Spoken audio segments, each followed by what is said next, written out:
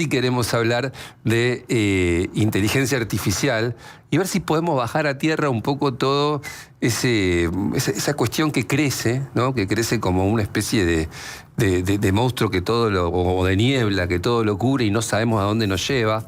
Y no sabemos bien a qué velocidad evoluciona la inteligencia artificial y nos preguntamos si se van a perder puestos de trabajo porque avanza. Hay como una especie de conversación desorganizada alrededor de esto, ¿no? Entonces el desafío es traerla, ¿no? Poder agarrarla y explicarla de alguna manera. Está con nosotros Javier Blanco, que es filósofo de la técnica, enfocado en computación. Es interesante, ya se me ocurren cosas para preguntarte. Y filósofo de la técnica y director de maestrías de tecnología, política y cultura de la Universidad de Córdoba. Gracias por haber venido, Javier. ¿Cómo estás? Muy bien, muy bien, muy bien. ¿La inteligencia artificial va a reemplazar el pensamiento humano en algún momento? Mirá la que te tiro para empezar. Para empezar fácil así, ¿no? Livianito acá.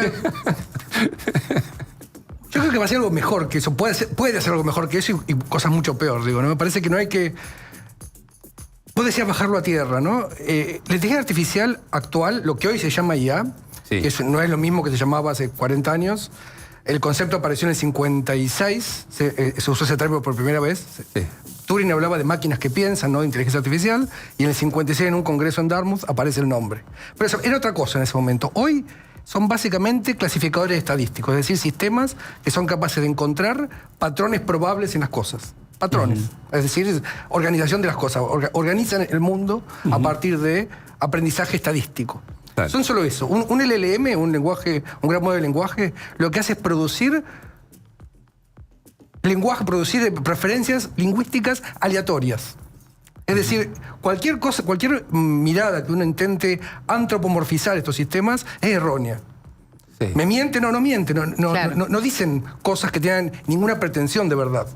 Simplemente repiten cosas con las cuales fueron entrenadas y que son de alguna manera aceptables para ese entrenamiento que tuvieron y que son probables esas cosas que se dicen. Eso, lo interesante es que con solo eso se consigue hacer lo que se consigue hacer, ¿no? Una herramienta que multiplica, como bien preguntabas, ¿no? Multiplica la productividad.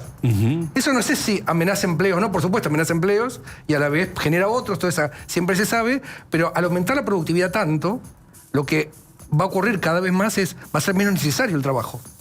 La pregunta es cómo se reparte ese excedente. O sea, nos van a reemplazar a todos. No reemplazar. Trancu. Eso no es lo que va a ocurrir, lo que está ocurriendo ya, que ya ocurre. Un amigo, Mariano Zuckerfeld, de acá de Buenos Aires, un sociólogo, hizo un estudio sobre cómo se usa la IA en el trabajo y cuánto perciben los trabajadores que aumenta la productividad. Y es mucho lo que aumenta. Es decir, uno puede producir en mucho menos tiempo lo mismo que antes hacía en mucho más tiempo. Al punto que en algunos, por ejemplo, hacer estudios cualitativos de investigaciones sociales, puede pasar de algo que lleva un año a hacerlo en una semana. A ese nivel de mejora en la productividad. Y eso, por supuesto, la productividad hace que aumente lo que se produce. Y por lo tanto, hay que repartir eso. ¿Quién se queda con ese excedente? La pregunta, ¿no? ¿Cuál es el valor de lo humano, entonces, en este mundo que parece casi distópico? El mundo es distópico y no tiene por qué haber ningún valor específico del humano. De hecho, estos sistemas computacionales son parte del humano, no son una parte de género humano, ¿no? Es algo que no son extraterrestres ni otra cosa, sino que son parte. Son formas cognitivas, otras formas cognitivas, diferentes a la humana. Mucho mejores en algunos aspectos. Digo, hoy se pudo hacer hace bastante ya un programa que gana al juego de Go, que es un juego que a mí me parecía imposible que pudiera computacionalmente hacerse porque es muy complejo en términos numéricos. Es decir, la cantidad de posibilidades son astronómicas. Entonces es muy difícil hacer una cosa que lo pueda computar eso. Sí. Pero lo que hace esto es reconocer patrones. Y le gana a cualquier jugador. O sea, en muchos aspectos, en muchas áreas de conocimiento, es mucho mejor que lo que los humanos hacen cognitivamente. Pero vuelvo sobre la pregunta, quizás sea casi una herida narcisista esta, claramente, pero las personas necesitamos adjudicarle un valor o un sentido, ¿no? Al hacer, a nuestra existencia. ¿Dónde entramos? Los que han sido capaces como especie de crear inteligencias artificiales, por ejemplo. Claro. Para poder descansar por el resto de la Hemos sido posteridad. capaces de algo tremendo. En realidad lo que hay es acoplamientos. O sea, los trabajos, la gente hace trabajos y usa estas nuevas herramientas cognitivas para mejorar su trabajo, por ejemplo. Ahora, o su creatividad, o la gente que produce arte, o matemática. Ahora, yo estoy viviendo con esta sensación. A ver. Algo está pasando alrededor de mí y yo sigo siendo un tipo que va a laburar. Algo está pasando alrededor de mí y todos hablan de esto y yo no estoy aprendiendo. ¿Estoy aprendiendo o no estoy aprendiendo? Y un poquito intuitivamente me meto a ver qué pasa. Esto en mi caso, que soy un periodista hiperinformado, pero me imagino el tipo que opera la planta de auto de Zárate y va todos los días, lo viene a buscar la combi para llevarlo a la planta, el tipo se baja y hace un laburo y no tiene muchas herramientas más que la de hacer su laburo. No, y si lo sacamos de lo sofisticado que puede ser una planta industrial que fabrica autos, pongámoslo Claro, porque probablemente ese por use más inteligencia por ahí a ese artificial que lo mandan vos. a capacitar. Sí. No, y la está usando Claro. en un montón de herramientas cotidianas, No, y probablemente. lo capacitan, digo, pero un docente de Yo soy matemática docente, sí. de una escuela secundaria. La inteligencia está hablando de algo que viene como una ola, pero yo tengo que seguir con mi vida del mismo modo y no tengo acceso a capacitarme ni nada. Sí, es cierto, o sea, la difusión de esto, aparte, fíjate que esto aparece, los modelos de lenguaje, que es lo que se habla como inteligencia artificial, ¿no? Es decir, estos sistemas son capaces de producir lenguaje humano. Sí. Que para mí no son lo más interesante y lo más importante, hay muchas cosas más interesantes que eso dando vueltas, pero Sí. bueno, son con lo que, el hype, ¿no? Sí. Claro, sí, sí. Esos modelos en realidad transforman también todo el funcionamiento. Un profesor de matemática en la escuela va a tener que lidiar con que los estudiantes, si les mandan a hacer un trabajo, lo van a hacer en gran parte usando estas herramientas. Esperablemente aparte, ¿por qué no lo harían? ¿no? Claro. Para mí no es un problema que lo hagan. El problema es que cada vez hay una comprensión menor y otro problema que para mí es fundamental y que por ahí está asociado a esto es el problema de la atención, ¿no? La atención se está transformando en la humanidad. Pasa de lo que se llamaba en una época atención profunda, en inglés deep attention, que es la idea de poder leer un libro durante 2 horas, por ejemplo. ¿Ustedes pueden hacerlo eso, leer un libro 2 horas No, hoy? no, de hecho estamos cuesta mucho. Estamos preparando un debate sobre eso. Eso, Somos- pero eso está asociado a estas mediaciones, ¿no? No, Sí, no, sí, no sí. solo la llamada IA, las mediaciones computacionales que median en todo lo que hacemos. Sí. Y la hiperattention o la hiperatención, que sería esta que está todo el tiempo, ¿no? Interrumpida, pero autointerrumpida muchas veces. No es Sí, que, obvio, no es que te llegue un obvio. mensaje, mirás vos, porque querés ver qué está pasando, una ¿no? ansiedad. Ese tipo de manera de estar en el mundo es una transformación antropológica complicada y con riesgos, claramente con riesgos. Y eso afecta a todo lo que uno hace. Afecta el taxista que está en esa misma tensión, digamos, no. Por más que no sea alguien que conozca cómo funcionan estas cosas. Que son bastante simples, además, ojo, ¿no? La tecnología de Machine Learning es simple. Digo simple. A ver. Y sí, porque no, el Machine programador Learning no es- sabe lo que está no se programa lo que ocurre. Lo que hace es, se hace una red que se va entrenando con datos, entonces aprende a reconocer esos datos. Si esos datos son suficientes en cantidad, va a reconocer después datos análogos que nunca entrenó.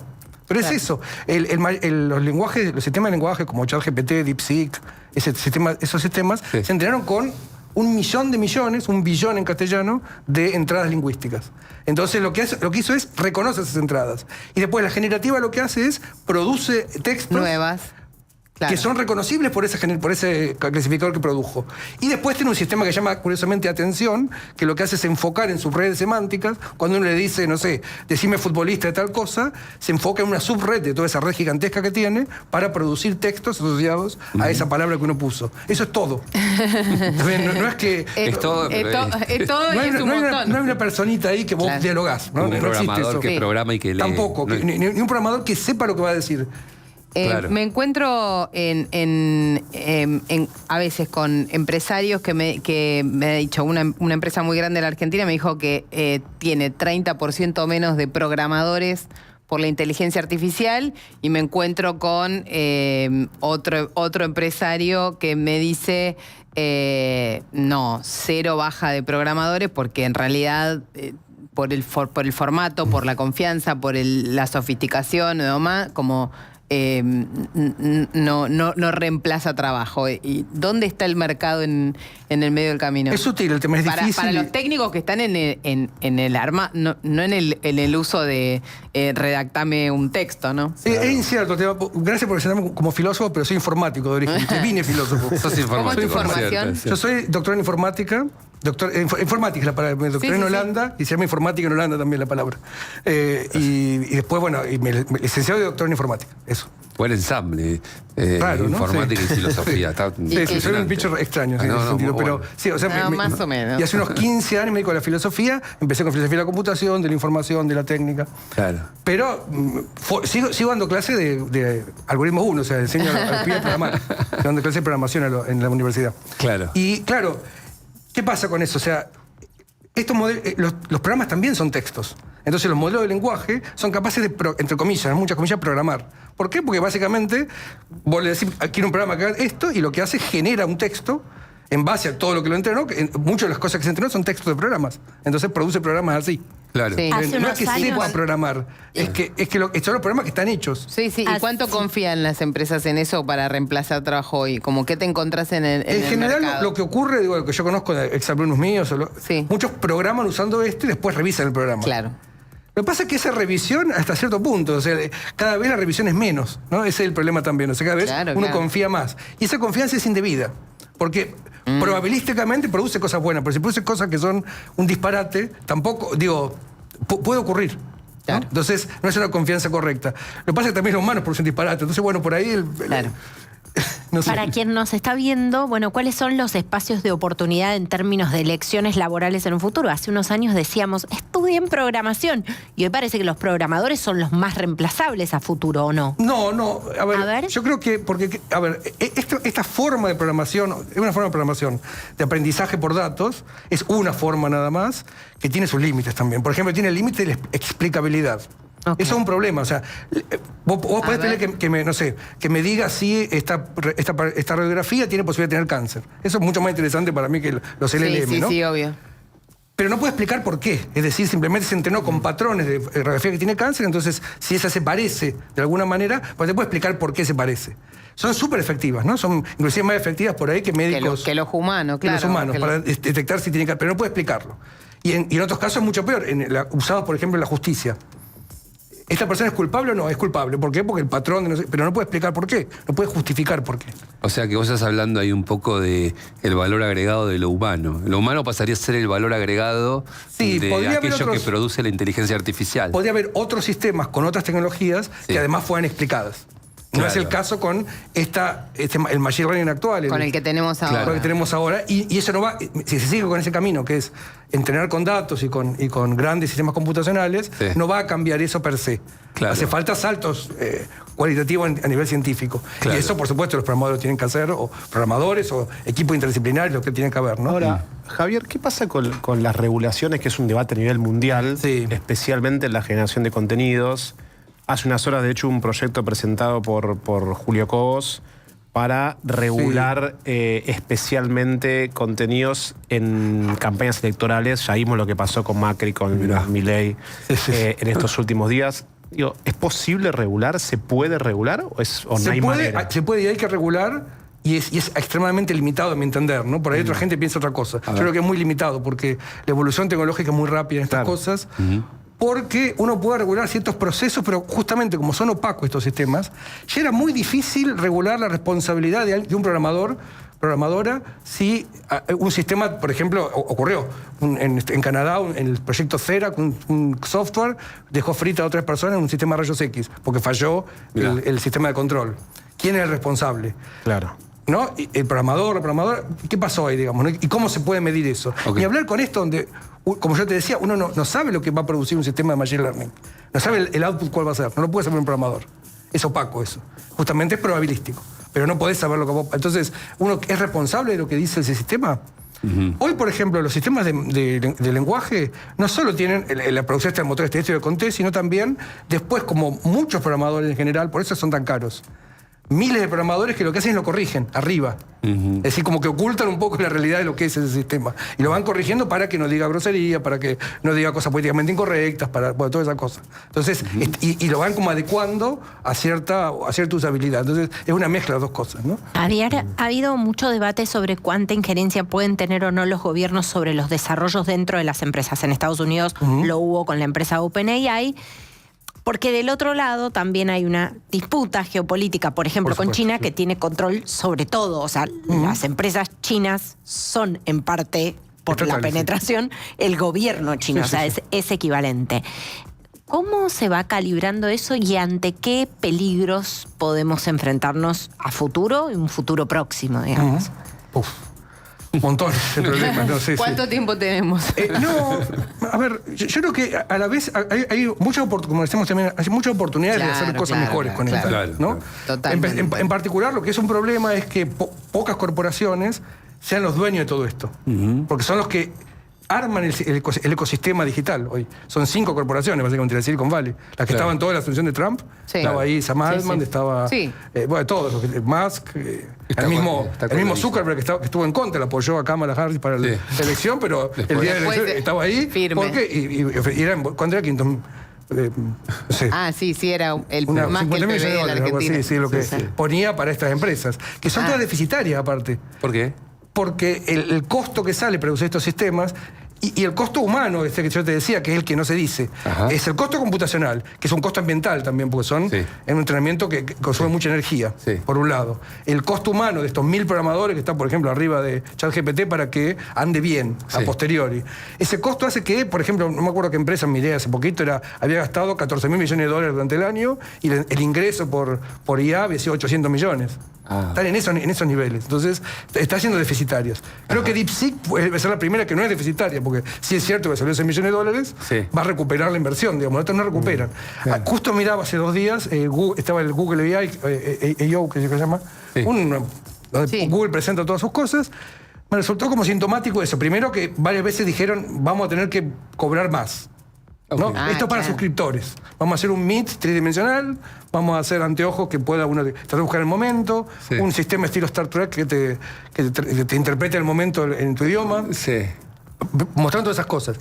Todas son más de lo mismo, ¿no? No hay ningún salto para mí cualitativo. Son mejorar interfaces, mejorar... Pero son 5, decís.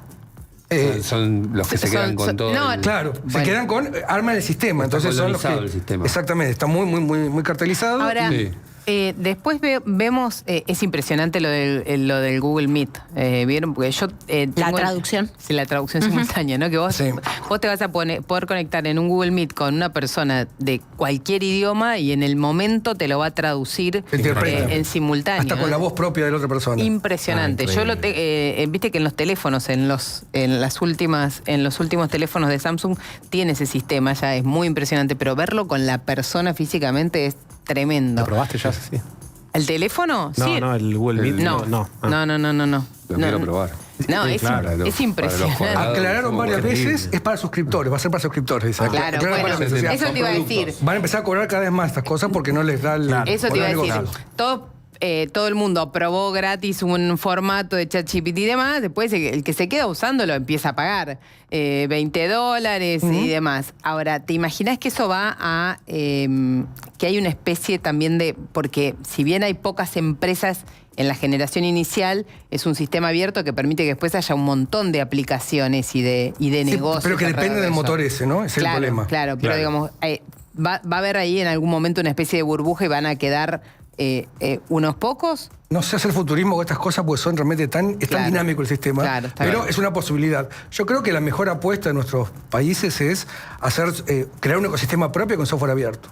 Para que mucha más gente pueda producir ahí, con menos costo. Finalmente lo que estamos haciendo en esta conversación es humanizar a la inteligencia artificial, me parece, ¿no? Porque es más humana de lo que... Es parte de la humanidad. Y como tal hay que considerarla no como un antagonismo, tampoco como entidades humanas, pero no porque sean ni mejores ni peores, son otras son formas cognitivas, sin duda, ¿no? Puede ser una cognición compleja. Y aparte con un ritmo de evolución que es muy rápido. Entonces también hay que orientar esa evolución hacia qué es beneficioso para la humanidad y qué es gastos inútiles, ¿no? Realmente son gastos inútiles en muchos casos. Pero la pregunta que me sigue dando vuelta es a partir también un poco de lo que dijo Ceci, porque quizá puedan traducir en simultáneo, pero no pensar de un modo tan sofisticado como un ser humano. Digo, ¿se va a poder llegar a ese nivel? Porque nosotros finalmente hay un nivel de capacidad de reflexión al que el Machine Learning no llega. Eso, efectivamente, eso no. Eso no significa que no haya otras tecnologías posibles que sí sean reflexivas. La idea de reflexividad en la computación es muy fácil de hacer. Porque uno puede ver el código, ¿no? Entonces el código, vos podés modificar tu propio código. Yo lo escribí a Turing en el 47, Turing proponía que hubiera máquinas reflexivas. En el 47 ya lo proponía, ¿no? Teóricamente se puede hacer. No el Machine Learning, porque justamente el código del Machine Learning es opaco. Claro. Pero los programas no, uno puede modificar un programa. Claro. En una época se modificaban los programas porque no entraban en memoria, entonces había programas reflexivos. Exacto. Se puede hacer eso, lo que pasa es que no es esta tecnología. ¿Vos Pero para bueno, qué usás la inteligencia artificial? no la uso casi. No la usas. No, la intenté usar para escribir algunas cosas y me anduvo mal, entonces dije, no. No, sí, a veces uso, pero poco, muy poco. Yo tengo un hijo que estudia informática y también casi no, o sea, lo usa muy limitadamente. Muy Bueno. limitadamente. Lo usa más mi marido, que es abogado, que mi hijo que estudia informática. Mis alumnos de sí. computación lo usan para hacer programas y generar son un problema porque lo hacen mal. Claro. O sea, nos presentan un programa hecho por IA, tenés que mirarlo y bueno, encontrar el error y decir, mira, está mal Y acá. también hay una cosa generacional. El año pasado, pero el año pasado me tocó participar, ser jurado en un concurso de trabajo sobre sistema financiero e innovación en el sistema financiero. Se presentaron y yo había un trabajo que no lo podía entender. No lo ¿Viste? Cuando entendía. decía, lees, Ah, y era claro. una cosa que decís, esto Venga. está mal ¿Qué es? formulado, Claro. es raro, ¿qué es? Y como tenían todos temas de innovaciones tecnológicas, se lo di a mi hijo que tiene 20 años y que estudia informática a leer. Y leyó 2 párrafos y dijo, mamá, esto no lo entendés porque está escrito con inteligencia, está hecho con inteligencia Claro, artificial, claro. no tiene ningún sentido este No, trabajo. pero te hago la contracara Pero él de eso. intuitivamente se dio cuenta que Sí. estaba mal porque estaba hecho con inteligencia artificial. Yo decía, ¿quién escribe así? Te hago la contracara es una periodista, que no voy a decir el nombre, pero muy, muy buena periodista de ciencia y temas de salud, colega Sí. nuestra, conocida nuestra. El otro día me explicaba cómo arma sus artículos y cómo, como por ejemplo, lo que es un genérico ya se lo pide a la inteligencia artificial. Claro. Sí, Si vos haces obvio. una nota, hay una novedad en tratamiento de la hipertensión y en algún momento de la nota vos tenés que contar la hipertensión. Eso es genérico. Claro. Y esa estructura de 5 o 6 párrafos viene de inteligencia Pero artificial. si la persona tiene que saber. No, O sea, bueno. Hay lo que escritores que- le va a generar. Si no, Hay escritores, artistas que usan esto de manera muy efectiva para producir innovación, creatividad, ¿no? Para generar sí, mucha más creatividad. Bueno, de hecho, perdón, dale. no. Vos al chat le podés meter todas tus notas Claro. Sí. y el chat ya te escribe con Con tu estilo. estilo. Con tu estilo. O sea, con tu estilo, obvio. No, quiero ni obvio. imaginar. No lo voy a hacer nunca porque no Yo sé cuál es mi tampoco. estilo. Ah. No, Bueno, no por lo ahí lo quiero descubrís, saber. por ahí lo descubrís, le preguntás y te A lo... ver si me lo y dice. te lo claro, lo podés ver. Lo peor, es que, dice. claro, lo peor es si te demuestra un estilo que no te gusta. Además ¿Sabés de- qué me acordaba? Perdón, Alberto Rojo, científico y Maestro, capo, Alberto. amigo nuestro, nos contaba el año pasado que él presenta un trabajo en un concurso, él lo escribe, su inglés no es lo bueno que a él le gustaría, entonces fue puliendo la redacción con ChatGPT. Lo presentó y le fue muy bien en el concurso y lo llamaron, lo llamó uno de los jurados para decirle que nunca había visto un trabajo científico tan bien redactado. Mirá. Y él, claro. o sea, él le Por eso, hizo público como que se lo tal, ¿no? había ayudado a redactar la inteligencia artificial. Buenos acoplamientos o malos acoplamientos Claro. pueden ocurrir. Hace poco me pasó con una amiga que estaba... aparte esto produce sensaciones de horror, de fascinación, mezcladas, ¿no? Un poco lo, Sí, sí. como lo obvio. sublime, como Te sacar lo sublime, ¿no? impresiona. Total. Y decían, por ejemplo, están haciendo un proyecto que es el proyecto Rembrandt, Sí. que entrenaron un programa y un robot en realidad con todos los cuadros de Rembrandt y le hacen producir un Rembrandt nuevo, ¿no? Incluso lo entrenaron también con un pincel y con la textura de la pintura. Es decir, no es un Rembrandt, una imagen digital, un Claro. Rembrandt. Qué va. Otro Rembrandt. Bueno, y estaba medio horrorizada esta mujer. Y yo digo, Y la verdad sí. que me parece súper interesante. Yo creo que si Rembrandt pudiera ver esto, descubriría mucho sobre sí mismo también, ¿no? O sea, Rembrandt. estaría fascinado con Rembrandt de que Total. pudieran hacer esto, ¿no? No sé. Gracias, Javier. Muy amable. Espectacular, Gracias, súper la interesante. conversación. Javier Blanco, filósofo enfocado en computación, filósofo de la técnica, director de maestrías de tecnología, política y cultura de la Universidad de Córdoba, experto en informática. Muy interesante. Y ¿saben una cosa? Esto no es inteligencia.